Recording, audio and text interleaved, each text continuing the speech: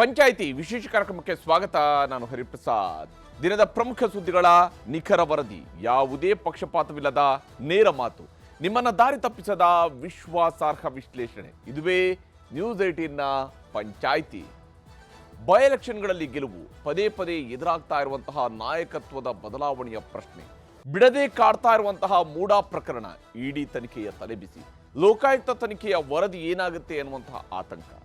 ಇದೆಲ್ಲದರ ನಡುವೆಯೇ ಸಿಎಂ ಸಿದ್ದರಾಮಯ್ಯ ತಮ್ಮ ಶಕ್ತಿ ಪ್ರದರ್ಶನವನ್ನು ಮಾಡಿ ತೋರಿಸಿದ್ದಾರೆ. ಇದಕ್ಕಾಗಿ ಅವರು ಆರಿಸಿಕೊಂಡಿದ್ದು ದೇವೇಗೌಡರ ತವರು ನೆಲ. ಇದುವೇ ಇವತ್ತಿನ ಪಂಚಾಯಿತಿಯ ಮೊದಲ ಸುದ್ದಿ. ದಳಪತಿಗಳಿಗೆ ಗುಮ್ಮಿದ ಟಗರು. ಅಕ್ಷರಶಃ ಇವತ್ತಿನ ವೇದಿಕೆಯನ್ನು ಸಿಎಂ ಸಿದ್ದರಾಮಯ್ಯ ದೇವೇಗೌಡರ ವಿರುದ್ಧದ ವಾಗ್ದಾಳಿಗೆ ಬಳಸಿಕೊಂಡರು. ಇದು ಕೇವಲ ದೇವೇಗೌಡರ ಮಾತಿಗೆ ಕೊಡುವ ತಿರುಗೇಟು ಮಾತ್ರ ಆಗಿರಲಿಲ್ಲ. ದೇವೇಗೌಡರು ನಡೆಸ್ತಾ ಇದ್ದಂಥ ಆರೋಪಗಳಿಗೆ ತಿರುಗೇಟು ಕೊಡುವಂಥ ಕೆಲಸವನ್ನ ಮಾತ್ರ ಸಿದ್ದರಾಮಯ್ಯ ಮಾಡಲಿಲ್ಲ. ಅದರಾಚೆಗೆ ದೇವೇಗೌಡರ ಸುತ್ತಲೂ ನೆರೆದಿರುವಂತಹ ಒಂದು ವೋಟ್ ಬ್ಯಾಂಕ್ ಇದೆಯಲ್ಲ, ಅದನ್ನ ಕೆಡವುವ ಪ್ರಯತ್ನದ ಭಾಗವಾಗಿಯೂ ಕೂಡ ಇವತ್ತಿನವರ ಮಾತುಗಳಿದ್ದು. ತಮ್ಮ ಗರ್ವಭಂಗದ ಮಾತನಾಡುವಂತಹ ದೇವೇಗೌಡರ ವಿರುದ್ಧ ಅಹಿಂದ ವರ್ಗಗಳನ್ನು ಒಗ್ಗೂಡಿಸಲು ಹಾಸನವನ್ನೇ ಅಖಾಡ ಮಾಡಿಕೊಂಡಿದ್ರು ಸಿದ್ದರಾಮಯ್ಯ. ಹೆಸರಿಗೆ ಈ ಸಮಾವೇಶವನ್ನ ಜನಕಲ್ಯಾಣ ಸಮಾವೇಶ ಅಂತ ಕಾಂಗ್ರೆಸ್ನ ಹೈಕಮಾಂಡ್ನ ಮಧ್ಯಪ್ರವೇಶದ ನಂತರ ತೇಪೆ ಹಚ್ಚುವ ಪ್ರಯತ್ನ ನಡೆದರೂ ಅಸಲಿಗೆ ಅಲ್ಲಿ ನಡೆದಿದ್ದು ಸಿದ್ದರಾಮಯ್ಯನವರ ಸ್ವಾಭಿಮಾನದ ಸಮಾವೇಶ. ಇದೇ ವೇದಿಕೆಯಲ್ಲಿ ಡಿಸಿಎಂ ಡಿಕೆ ಶಿವಕುಮಾರ್, ನಾನು ಎಂದೆಂದಿಗೂ ಸಿದ್ದರಾಮಯ್ಯನವರ ಬೆನ್ನಿಗೆ ನಿಲ್ತೇನೆ ಅಂತ ಹೇಳಿದ್ದು ಸಿದ್ದರಾಮಯ್ಯನವರಿಗೆ ಸಿಕ್ಕಿದ ಮತ್ತೊಂದು ಅತಿ ದೊಡ್ಡ ಸಕ್ಸಸ್. ಯಾಕಂದ್ರೆ ಜನ ಸಮುದಾಯದ ನಡುವೆ ಆಡದಂತಹ ಮಾತು ರಾಜಕೀಯವಾಗಿ ದೊಡ್ಡ ಶಕ್ತಿಯನ್ನ ಪಡೆದಿರುತ್ತೆ. ಇನ್ಫ್ಯಾಕ್ಟ್ ಅದು ವಾಪಸ್ ಇನ್ನೊಂದು ದೃಷ್ಟಿಯಿಂದ ನಾವು ಇದನ್ನು ನೋಡಿದಾಗ ಡಿ ಕೆ ಶಿವಕುಮಾರ್ ಅವ್ರಿಗೂ ಕೂಡ ಇದರಿಂದ ಒಂದಿಷ್ಟು ಲಾಭ ಮುಂದಿನ ದಿವಸಗಳಲ್ಲಿ ಸಿಗಬಹುದು. ಒಂದು ರೀತಿಯಿಂದ ಇನ್ವೆಸ್ಟ್ಮೆಂಟ್ನ ರೀತಿಯಾಗಿಯೂ ಕೂಡ ಇದೆ ಅವರ ಇವತ್ತಿನ ಮಾತು. ಅದು ಹೇಗೆ ಅನ್ನುವಂಥದ್ದು ಮುಂದಿನ ರಾಜಕೀಯದ ಬೆಳವಣಿಗೆಗಳಲ್ಲಿ ಅರ್ಥ ಆಗ್ಬೋದು. ಆದರೆ ಈಗ ಜನಸಮುದಾಯದ ಮುಂದೆ ಆಡಿರುವಂತಹ ಮಾತಿದೆಯಲ್ಲ, ಅದನ್ನು ಮುರಿಯುವಂಥದ್ದು ಅಷ್ಟು ಸುಲಭದ ಮಾತಲ್ಲ. ಈ ಕಾರಣದಿಂದಲೂ ಇವತ್ತಿನ ಸಮಾವೇಶ ಮಹತ್ವವನ್ನು ಪಡ್ಕೊಂಡಿತ್ತು.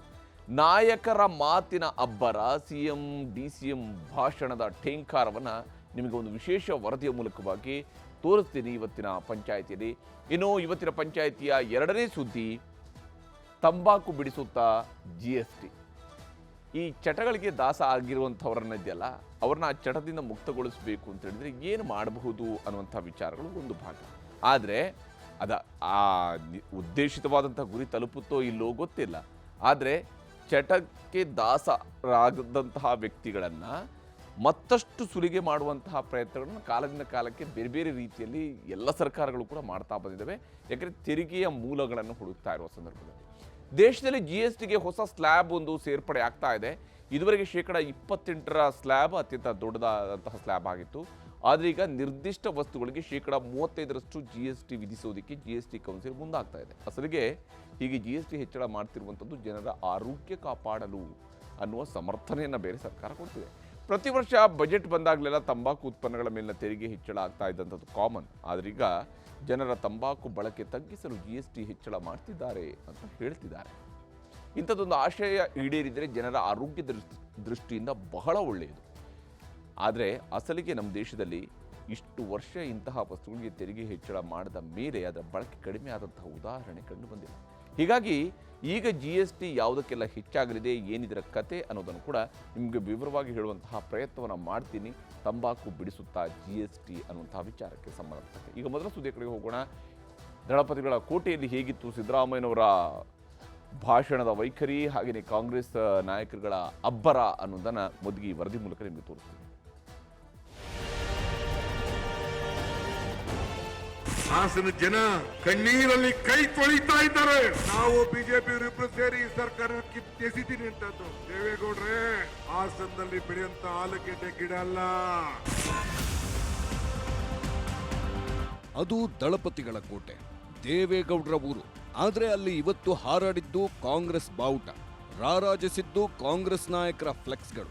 ಕಾಂಗ್ರೆಸ್ ಸಮಾವೇಶ ಆಗಿದ್ರೂ ಅಲ್ಲಿ ಮೆರೆದಿದ್ದು ಸಿಎಂ ಸಿದ್ದರಾಮಯ್ಯ.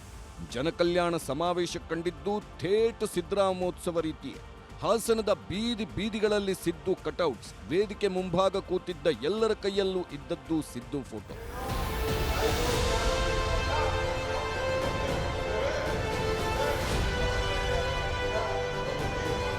ಹಾಸನ ನಗರದ ಎಸ್ಎಂ ಕೃಷ್ಣ ನಗರದ ತುಂಬೆಲ್ಲ ಇವತ್ತು ಕಾಂಗ್ರೆಸ್ನವರದ್ದೇ ಆರ್ಭಟ. ಸಿಎಂ ಸಿದ್ದರಾಮಯ್ಯ, ಡಿಸಿಎಂ ಡಿಕೆ ಶಿವಕುಮಾರ್, ಇಡೀ ಸಚಿವ ಸಂಪುಟ, ಶಾಸಕರು, ಹಳೆ ಮೈಸೂರು ಭಾಗದ ಕಾರ್ಯಕರ್ತರ ದಂಡೆ ಅಲ್ಲಿ ಸೇರಿತ್ತು.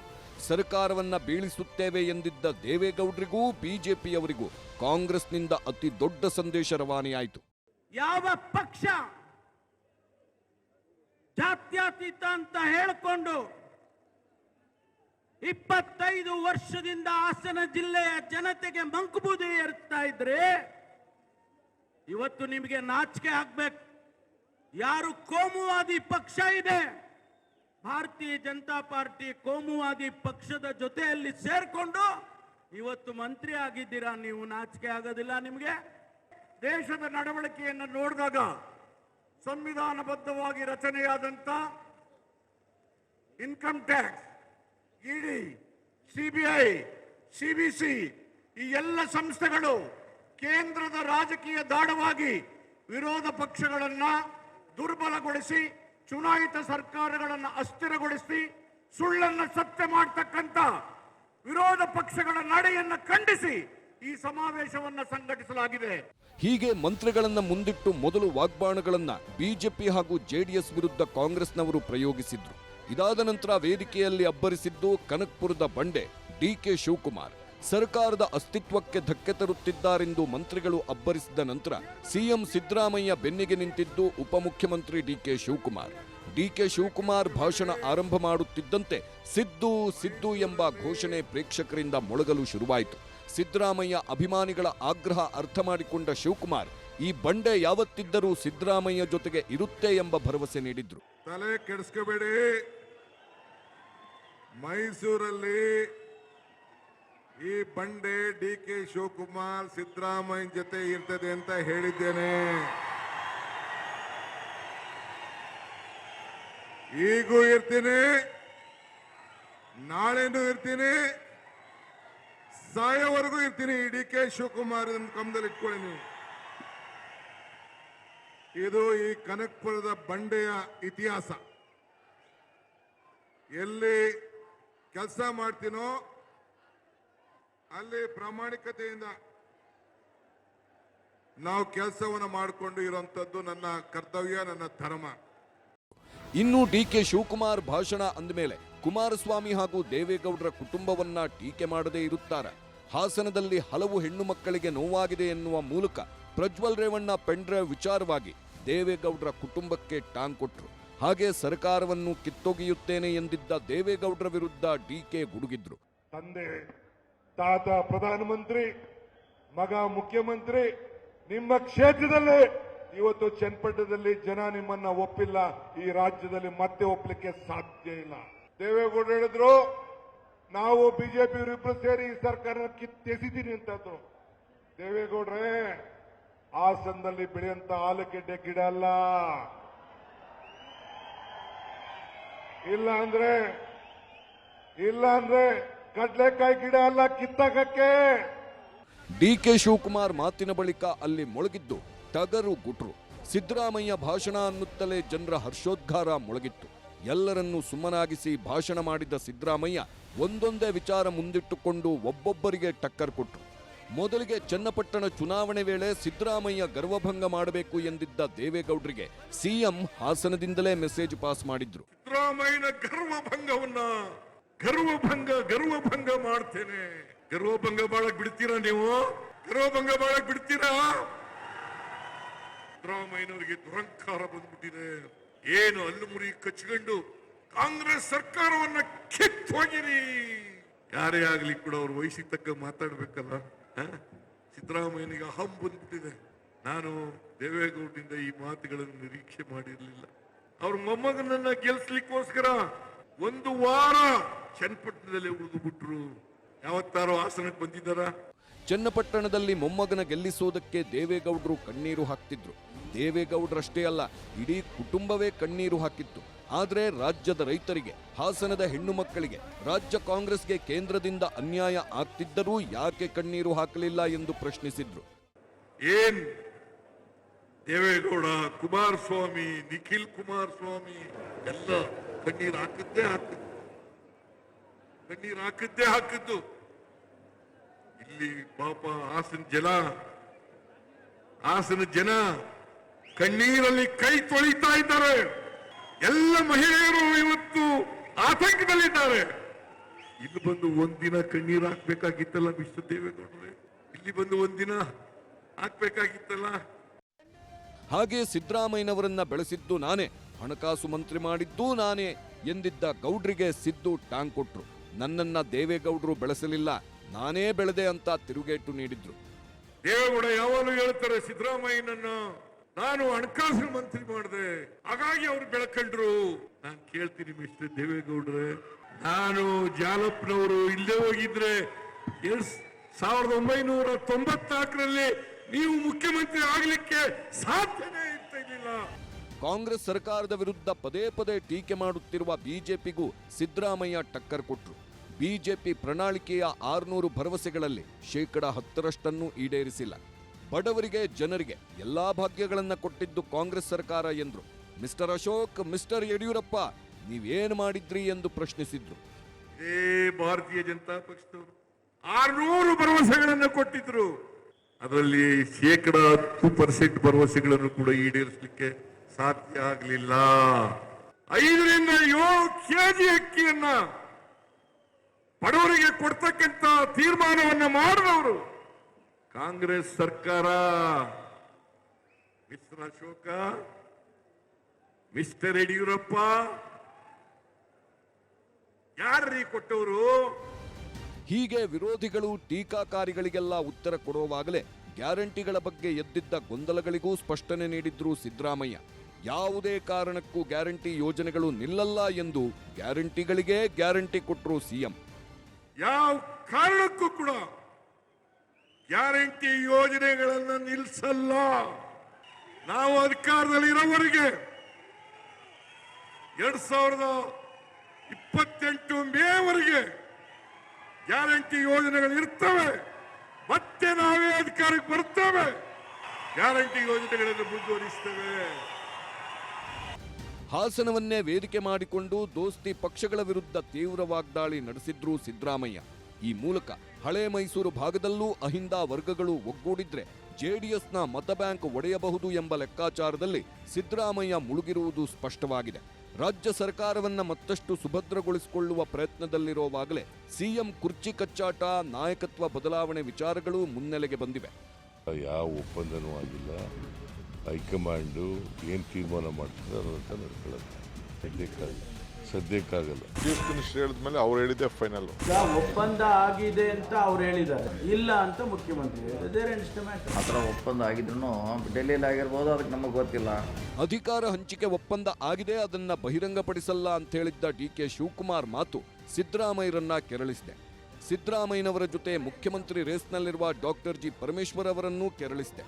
ನಿನ್ನೆ ಒಪ್ಪಂದ ಗಿಪ್ಪಂದ ಏನೂ ಇಲ್ಲ ಅಂದಿದ್ದ ಪರಮೇಶ್ವರ್ ಸಾಹೇಬರು ಇವತ್ತು ಒಪ್ಪಂದ ಅಂತ ಅವರಿಬ್ಬರೇ ರಾಜಕಾರಣ ಮಾಡಿದ್ರೆ ಮಾಡ್ಲಿ, ನಾವೆಲ್ಲ ಯಾಕೆ ಅಂತ ಸೀದಾ ಸಿಟ್ಟು ಹೊರಹಾಕಿದ್ರು. ಹೈಕಮಾಂಡ್ ಅವ್ರು ಏನು ಹೇಳ್ತಾರ ಕೇಳೋದು ನಾವು, ಗೊತ್ತಾಯ್ತಾ? ಪ್ಲೀಸ್ ಈ ಸಣ್ಣದು ವಿಚಾರನ ದೊಡ್ಡದು ಮಾಡಕ್ಕೆ ಹೋಗ್ತಿರಲ್ಲ. ನೆನ್ನೆ ಏನು ಹೇಳಿದ್ದಾರೆ ಅವರು, ಸಿದ್ದರಾಮಯ್ಯನವರು ಮುಖ್ಯಮಂತ್ರಿಗಳು ಏನು ಹೇಳಿದ್ದಾರೆ ಅದೇ ಫೈನಲ್ ಅಂತ ಹೇಳಿದ್ದಾರೆ.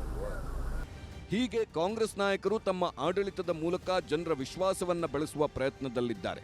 ಇದೇ ವೇಳೆ ರಾಜಕೀಯವಾಗಿಯೂ ಎದುರಾಳಿಗಳ ವಿರುದ್ಧ ತಮ್ಮ ಬೆಂಬಲಿಗರನ್ನ ಮತ್ತಷ್ಟು ಒಗ್ಗೂಡಿಸುವ ಪ್ರಯತ್ನದಲ್ಲಿದ್ದಾರೆ ಸಿಎಂ ಸಿದ್ದರಾಮಯ್ಯ. ಹಾಸನದಲ್ಲಿ ಸಮಾವೇಶ ಮುಗಿದರೂ ಮುಂದೆ ಯಾವಾಗ ಮತ್ತಿನ್ನೆಲ್ಲಿ ಇಂತಹ ಸಮಾವೇಶ ಎಂಬ ಪ್ರಶ್ನೆ ಎದ್ದಿದೆ.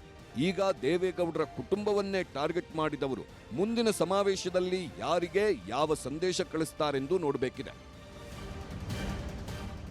Bureau report, news 18. GST ಮತ್ತೊಂದು ಸ್ವರೂಪದಲ್ಲಿ ಈಗ ಹೆಚ್ಚಳ ಆಗ್ತಾ ಇದೆ. ಅದು ಹೇಗೆ GST ಬರೆ ಅನ್ನೋದನ್ನು ನಿಮಗೆ ತೋರಿಸ್ತೀನಿ. ಬಹಳ ಮುಖ್ಯವಾಗಿ GSTಯನ್ನು ಈಗ ಹೆಚ್ಚಳ ಮಾಡ್ತಾ ಇರುವಂಥದ್ದು ಯಾವ್ಯಾವ ಉತ್ಪನ್ನಗಳ ಮೇಲೆ ಅನ್ನೋದನ್ನು ಕೂಡ ನಾವೀಗ ನೋಡ್ತಾ ಹೋಗೋಣ. ಬಹಳ ಮುಖ್ಯವಾಗಿ ದೇಶದ ಜನರ ಮೇಲೆ ಮತ್ತೊಂದು ತೆರಿಗೆ ಹೊರೆ ಈಗ ಬೀಳುವಂಥದ್ದಿದೆ. ಇದು ಬಹಳ ಮುಖ್ಯವಾಗಿ GSTಯಲ್ಲಿ 35%ನ ಹೊಸದೊಂದು ಸ್ಲ್ಯಾಬ್ ಸೇರ್ಪಡೆ ಆಗ್ತಾ ಇದೆ. 35%ನ ಹೊಸ ಸ್ಲ್ಯಾಬ್ ಸೇರ್ಪಡೆ ಆಗ್ತಾ ಇದೆ. ಒಟ್ಟು 148 ಉತ್ಪನ್ನಗಳ ಮೇಲಿನ GSTಯನ್ನು ಪರಿಷ್ಕರಣೆ ಕೂಡ ಮಾಡಲಾಗ್ತಾ ಇದೆ. ಈ ಮೂಲಕವಾಗಿ 35% GST ಜೊತೆಗೆ ಹೊಸ ಸೆಸ್ ಹಾಕುವ ಬಗ್ಗೆಯೂ ಕೂಡ ಚರ್ಚೆ ನಡೀತಾ ಇದೆ. GST ಕೌನ್ಸಿಲ್ ಮತ್ತೊಂದು ಬರೆಯನ್ನು ಹಾಕುವಂತಹ ಸಾಧ್ಯತೆ ಇರುವಂಥದ್ದು. ಡಿಸೆಂಬರ್ 21ರಂದು ನಡೆಯಲಿರುವಂತಹ ಸಭೆಯಲ್ಲಿ ಇದರ ಘೋಷಣೆ ಆಗುತ್ತೆ. ಇದಕ್ಕೆ ಪೂರಕವಾದಂಥ ಚರ್ಚೆಗಳು ಈಗ ನಡೀತಾ ಇದೆ. ಹಾಗಾದರೆ 35% ಯಾವುದಕ್ಕೆ ಆಗುತ್ತೆ, ಯಾವ ಉತ್ಪನ್ನಗಳಿಗೆ ಆಗುತ್ತೆ ಅನ್ನುವಂಥದ್ದನ್ನು, ಯಾವ ಸ್ಲ್ಯಾಬ್ನಲ್ಲಿ ಬರುತ್ತೆ ಅಂತ ಹೇಳುವಂಥ ನೋಡಿದಾಗ ಈಗಾಗಲೇ ನಮ್ಮಲ್ಲಿ 5%, 12%, 18%, 28% ಮತ್ತು 35% ಹೀಗೆ ಒಟ್ಟು 4 ಕ್ಯಾಟಗರಿಗಳೇನಿದ್ವು. ಅದರ ಜೊತೆಗೆ ಈಗ 5 35% ಕ್ಯಾಟಗರಿಯು ಕೂಡ ಸೇರ್ಪಡೆ ಆಗ್ತಾ ಇದೆ GSTಯಲ್ಲಿ. ಇದರಲ್ಲಿ ಈ ಕ್ಯಾಟಗರಿಯಲ್ಲಿ ಭಾಳ ಮುಖ್ಯವಾಗಿ 35% ಬರ್ತಾ ಇರುವಂಥದ್ದು ತಂಬಾಕು ಉತ್ಪನ್ನ ಮತ್ತು ಏನು ತಂಪು ಪಾನೀಯಗಳು ಅಂತೇಳಿ ಕರಿತೀವಿ. ಆ ತಂಪು ಪಾನೀಯಗಳಿಗೆ ಈ 35%ನ ಸ್ಲ್ಯಾಬ್ ಅನ್ವಯ ಆಗುತ್ತೆ.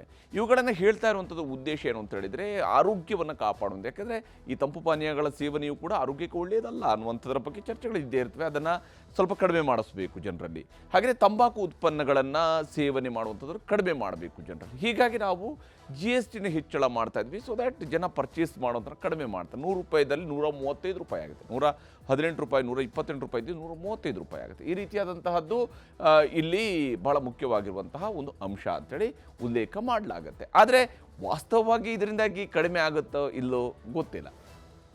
ಇನ್ನು ನಮ್ಮಲ್ಲಿ ಒಟ್ಟು GSTಯ ಕಲೆಕ್ಷನ್ನನ್ನು ಕೂಡ ನಾವು ಗಮನಿಸೋದಿದ್ದರೆ ಯಾವ ರೀತಿಯಲ್ಲಿ GST ಸಂಗ್ರಹ ಆಗಿದೆ ಅನ್ನೋದನ್ನು ಕೂಡ ನಾವು ನೋಡಬೇಕು.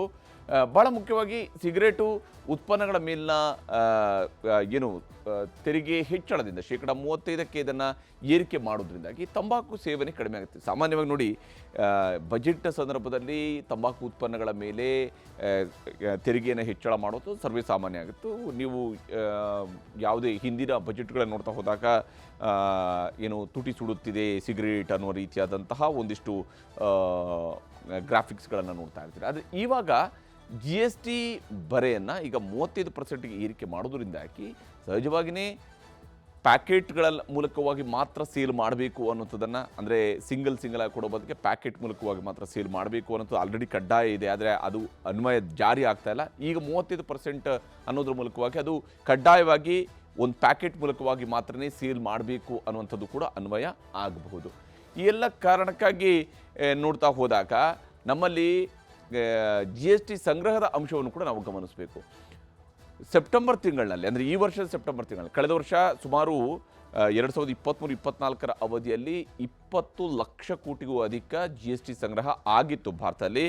ಈಗ ಸೆಪ್ಟೆಂಬರ್ ತಿಂಗಳಿನಲ್ಲಿ, ಕಳೆದ 3 ತಿಂಗಳ ಅಂಕಿಅಂಶವನ್ನು ನಾವು ತೆಗೆದು ನೋಡಿದ್ರೆ, ಸೆಪ್ಟೆಂಬರ್ ತಿಂಗಳಲ್ಲಿ 1,52,782 ಕೋಟಿ ರೂಪಾಯಿಗಳ GST ಸಂಗ್ರಹ ಆಗಿದ್ದರೆ, ಅಕ್ಟೋಬರ್ನಲ್ಲಿ 1,87,000 ಆಗಬೇಕು, 1,87,000 ಕೋಟಿ ರೂಪಾಯಿಯಷ್ಟು ತೆರಿಗೆ ಸಂಗ್ರಹ ಆಗಿತ್ತು. ಮತ್ತು ನವೆಂಬರ್ ತಿಂಗಳಲ್ಲಿ, ಯಾಕಂದರೆ ಅಕ್ಟೋಬರ್ ತಿಂಗಳಲ್ಲಿ ಫೆಸ್ಟಿವ್ ಸೀಸನ್ ಇದ್ದ ಕಾರಣದಿಂದಾಗಿ ಕೂಡ ತೆರಿಗೆ ಸಂಗ್ರಹ ಜಾಸ್ತಿ ಆಗಿತ್ತು. ನವೆಂಬರ್ ತಿಂಗಳಲ್ಲಿ 1,82,269 ಕೋಟಿ ರೂಪಾಯಿಯ ತೆರಿಗೆ ಸಂಗ್ರಹ ಆಗಿತ್ತು. ಈ ವರ್ಷ ಸುಮಾರು 21 ಲಕ್ಷ ಕೋಟಿಯನ್ನು ದಾಟುವಂತಹ ನಿರೀಕ್ಷೆ ಇದೆ GST ಸಂಗ್ರಹದಲ್ಲಿ. ಇದರ ಜೊತೆಗೆ ಈಗ ಈ GST ದರದ ಏರಿಕೆಯನ್ನು ಮಾಡೋದ್ರಿಂದ ಇದು ಜನವರಿ ತಿಂಗಳಿಂದ ಅನ್ವಯ ಆಗ್ಬೋದು. ಆ ಸಂದರ್ಭದಲ್ಲಿನೇ ಮತ್ತಷ್ಟು ಹೆಚ್ಚುವರಿಯಾದಂತಹ GST ಸಂಗ್ರಹದ ಹೊಸ ಆದಾಯ ಮೂಲಗಳನ್ನು ಮತ್ತು ಸುಮಾರು 147 ವಸ್ತುಗಳಿಗೆ GSTಯ ಪರಿಷ್ಕರಣೆಯನ್ನು ಕೂಡ ಮಾಡೋದಕ್ಕೆ ಹೊರಟಿದ್ದಾರಲ್ಲ. ಈ ಪರಿಷ್ಕರಣೆಯ ಮೂಲಕವಾಗಿ ಈ ಒಂದು ತೆರಿಗೆ ಸಂಗ್ರಹದ ತೆರಿಗೆ ಮೂಲಗಳನ್ನು ವಿಸ್ತರಿಸಿಕೊಂಡು ತೆರಿಗೆ ಸಂಗ್ರಹವನ್ನು ಇನ್ನಷ್ಟು ಹೆಚ್ಚು ಮಾಡುವಂಥದ್ರ ಕಡೆಗೂ ಕೂಡ ಕೇಂದ್ರ ಸರ್ಕಾರ ಹೊರಟಿರುವಂಥದ್ದು ಸ್ಪಷ್ಟವಾಗಿ ಗೋಚರಿಸಿದೆ. ಮತ್ತು GST ಮಂಡಳಿ ಈ ವಿಚಾರದಲ್ಲಿ ತೀರ್ಮಾನವನ್ನು ಕೈಗೊಳ್ಳೋದಿದೆ. 35% ಸ್ಲ್ಯಾಬ್ ಅನ್ವಯ ಆಗುತ್ತಾ ಇಲ್ವಾ, ಇದಕ್ಕೆ GST ಮೆಂಬರ್ಗಳು ಯಾವ ರೀತಿಯಾದಂಥ GST ಮಂಡಳಿಯಲ್ಲಿರುವಂತಹ ಸದಸ್ಯರುಗಳು ಯಾವ ರೀತಿಯಂಥ ಅಭಿಪ್ರಾಯಗಳನ್ನು ವ್ಯಕ್ತಪಡಿಸ್ತಾರೆ, ಯಾವ್ಯಾವ ರಾಜ್ಯಗಳು ಇದನ್ನು ಒಪ್ಕೊಳ್ಳೋದಿಲ್ವಾ ಅನ್ನೋದನ್ನು ಕೂಡ ಕುತೂಹಲದಿಂದ ನೋಡಬೇಕಾಗಿದೆ. ಇದು ಇವತ್ತಿನ ಪಂಚಾಯಿತಿ. ನಮಸ್ಕಾರ.